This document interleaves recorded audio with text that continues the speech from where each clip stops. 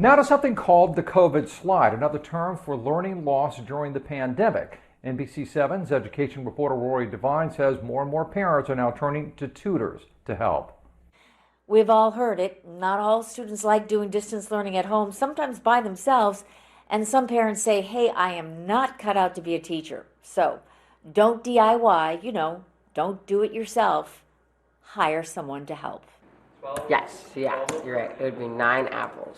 Connor is a tutor with Mathnasium, helping soon-to-be 6th grader Leah Wiley with math. Do we do 8 times 2? Leah has actually liked doing distance learning during the pandemic. Who knew this would be an upside? In-person school, all of the other kids got called on, and now they're all muted. So that's awesome. But she says tutoring has been helpful. It keeps my brain going so that I don't forget.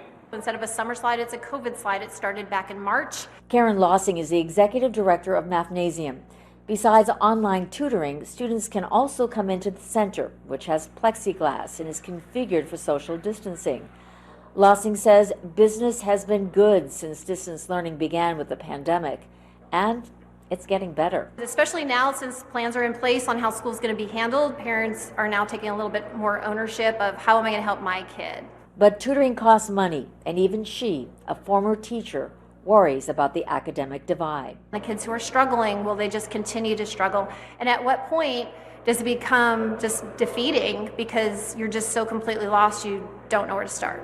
Mathnasium offers some scholarships.